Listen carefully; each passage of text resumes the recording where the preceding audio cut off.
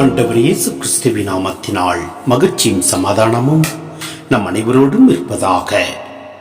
Mark 16:15 முடிய இயேசு அவர்களை நோக்கி, உலகெங்கும் சென்று படைப்பிற்கெல்லாம் நற்செய்தியை பறைசாற்றுங்கள்.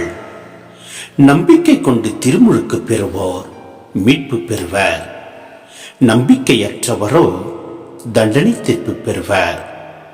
நம்பிக்கை கொண்டோர் பின்வரும் அரும் அடையாளங்களை செய்வர்.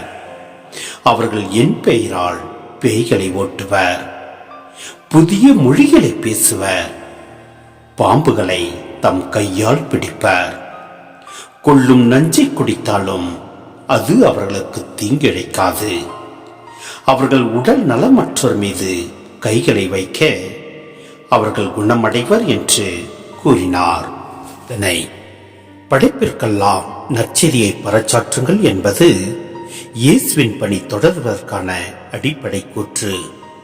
நற்செய்தி ஒரு வித்து.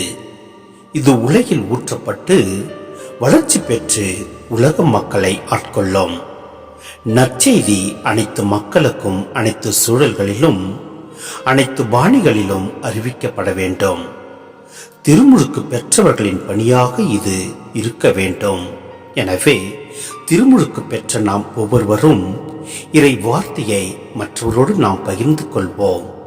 நமது செயல்களாலும் நடத்தியாலும் நற்செய்தியை அறிவிப்போம். எல்லாம் வல்ல இறைவன் நம்மை நிறைவாய் ஆசீர்வதிப்பார். ஆமென்.